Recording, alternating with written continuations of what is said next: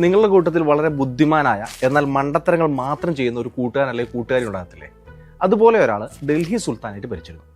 ഡൽഹി സുൽത്താനേറ്റിൽ തന്നെ ഏറ്റവും നല്ല വിദ്യാഭ്യാസവും കാര്യശേഷിയും ഉണ്ടായിരുന്ന മുഹമ്മദ് ബിൻ തുഗ്ലക്കിനെ കുറിച്ചാണ് നമ്മൾ ഈ പറഞ്ഞു വരുന്നത്. 1325 മുതൽ 1351 വരെയായിരുന്നു മുഹമ്മദ് ബിൻ തുഗ്ലക്ക് ഇന്ത്യ ഭരിച്ചിരുന്നത്. ഇതിനിടയിൽ അദ്ദേഹം വിശ്വപ്രസിദ്ധമായ 4 മണ്ടത്തരങ്ങൾ കാണിച്ചു. ഒന്നാമതായി 1327 തലസ്ഥാനമായ ഡൽഹി ശത്രുക്കളായ മംഗോളിയന്മാർക്ക് ആക്രമിക്കാൻ വളരെ എളുപ്പമായതിനാൽ അദ്ദേഹം തന്റെ തലസ്ഥാനം ഇന്ത്യയുടെ തെക്ക് ഭാഗത്ത് ഇന്നത്തെ മഹാരാഷ്ട്ര പ്രദേശത്തുള്ള ദൗലതാബാദ് എന്നറിയപ്പെടുന്ന ദേവഗിരിയിലേക്ക് മാറ്റി. ഡൽഹി പ്രദേശം തന്റെ സൈന്യത്തിന് വിട്ടുകൊടുത്ത് അവിടുത്തെ പ്രജകളോടൊപ്പം 1000-ലധികം കിലോമീറ്ററുകൾ താണ്ടി അദ്ദേഹം ദൗലതാബാദിലെത്തി അവിടെ തലസ്ഥാനം സ്ഥാപിച്ചു. ഈ ദൈർഘ്യമേറിയ യാത്രക്കിടയിൽ ആയിരക്കണക്കിന് പേർ മരിച്ചു വീണു. കഥ അവിടെ കൊണ്ടും തീർന്നില്ല. ദൗലതാബാദ് തലസ്ഥാനമാക്കി 2 വർഷം കഴിഞ്ഞാണ് അവിടെ ജലദൗർലഭ്യമുണ്ടെന്നും തെക്കൻ പ്രദേശത്ത് നിന്നുകൊണ്ട് ഇന്ത്യയുടെ വടക്കൻ പ്രദേശങ്ങൾ ഫലപ്രദമായി നിയന്ത്രിക്കാൻ കഴിയില്ലെന്നും അദ്ദേഹത്തിന് മനസ്സിലായത്. അങ്ങനെ അദ്ദേഹം ആ പ്രജകളെയും കൊണ്ട് തിരികെ ഡൽഹിയിലേക്ക് പോയി. രണ്ടാമത്തെ മണ്ടത്തരം ശരിക്കും പറഞ്ഞാൽ നല്ലൊരു ജനകീയ പരിഷ്കാരമായിരുന്നു.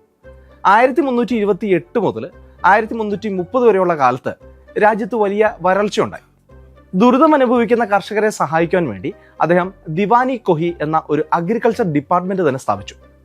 തക്കാവി ലോണുകൾ എന്നറിയപ്പെടുന്ന കാർഷിക ലോണുകൾ ജനങ്ങൾക്ക് കൊടുക്കുകയും ചെയ്തു. പക്ഷേ ഇവിടെ ഒരു ചെറിയ പ്രശ്നമുണ്ട്.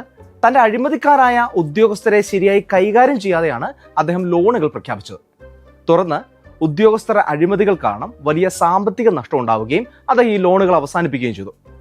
ഇനി മൂന്നാമത്തെ മണ്ടത്തരമാണ് നമ്മൾ കേട്ടുള്ളതിൽ ഏറ്റവും പ്രസിദ്ധം. ചൈനയിൽ അക്കാലത്ത് പണത്തിന് പകരം പേപ്പറോ തുണിയോ കൊണ്ടുള്ള ടോക്കണുകൾ സർക്കാർ ഇഷ്യൂ ചെയ്തിരുന്നു. ഇതനുകരിച്ച് തുഗ്ലക്ക് ഇന്ത്യയിൽ ചെമ്പും വെങ്കലവും കൊണ്ടുള്ള ടോക്കണുകൾ പുറത്തിറക്കി. ഈ ടോക്കണുകൾ ജനങ്ങൾക്ക് കൊടുത്ത് പകരം പ്രജകളുടെ കയ്യിലുള്ള വെള്ളി നാണയങ്ങൾ ഖജനാവിൽ എത്തിക്കുകയായിരുന്നു അദ്ദേഹത്തിന്റെ ലക്ഷ്യം. എന്നാൽ രാജാവിനേക്കാൾ ബുദ്ധിയുള്ള പ്രജകൾ തങ്ങളുടെ പക്കലുള്ള വെങ്കലവും ചെമ്പും ഒക്കെ ഉരുക്കി വ്യാജ ടോക്കണുകൾ ഉണ്ടാക്കി അത് ട്രഷറിയിൽ മാറി ഖജനാവിൽ നിന്നും വെള്ളി നാണയങ്ങൾ നേടിയെടുത്തു. അങ്ങനെ ഖജനാവിലെ ബാക്കിയുള്ള വെള്ളി ജനങ്ങളുടെ കയ്യിലും ജനങ്ങളുടെ കയ്യിലുണ്ടായിരുന്ന ചെമ്പും വെങ്കലവും രാജാവിന്റെ കയ്യിലുമായി മാറി. ഇത്രയുമൊക്കെ കഴിഞ്ഞ് 1333 അദ്ദേഹം വീണ്ടും അതിസാഹസികമായ മറ്റൊരു മണ്ടത്തരം കൂടി ചെയ്തു വെച്ചു. തന്റെ ആജന്മ ശത്രുക്കളായ ഹിമാലയ മലനിരകളിൽ വസിച്ചിരുന്ന മംഗോളിയന്മാരുടെ രാജ്യം പിടിച്ചെടുക്കാൻ വലിയ ഒരു യുദ്ധത്തിന് അദ്ദേഹം ഒരുങ്ങി. ഇതിനെ കറാച്ചിൽ എക്സ്പെഡിഷൻ എന്നാണ് വിളിക്കുന്നത്. വലിയ രീതിയിൽ അദ്ദേഹം ആയുധങ്ങൾ വാങ്ങിക്കൂട്ടി. പട്ടാളക്കാർക്ക് മുൻകൂറായി ശമ്പളം നൽകുകയും ചെയ്തു. എന്നാൽ ഹിമാലയൻ പ്രദേശം നല്ല മഞ്ഞ് വീഴുന്ന പ്രദേശങ്ങളാണല്ലോ. അവിടുത്തെ പരിചിതമല്ലാത്ത മലനിരകളിൽ കടുത്ത മഞ്ഞിലും മഴയിലും സൈന്യത്തിലെ ഭൂരിഭാഗം ആൾക്കാരും രോഗം വന്ന് മരിച്ചു. ശേഷിച്ചവരെ രജപുത്രന്മാരെന്ന് പറയുന്ന രാജാക്കന്മാർ വകവരുത്തുകയും ചെയ്തു. അങ്ങനെ വിദ്യാസമ്പന്നനായ മുഹമ്മദ് ബിൻ തുഗ്ലക്ക് തന്റെ വിശ്വപ്രസിദ്ധമായ 4 മണ്ടത്തരങ്ങളിലൂടെ ഡൽഹി സുൽത്താനേറ്റിന്റെ തകർച്ചയ്ക്കും തുടക്കം കുറിച്ചു. ഇന്നും ഭരണാധികാരികൾ എന്തെങ്കിലും മണ്ടത്തരങ്ങൾ കാണിച്ചാൽ അവരെ ജനങ്ങൾ തുഗ്ലക്ക് എന്ന് വിളിക്കുന്നതിന് കാരണം ഇതാണ്. മറ്റൊരു കഥയുമായി നമുക്ക് വീണ്ടും കാണാം. ബൈ.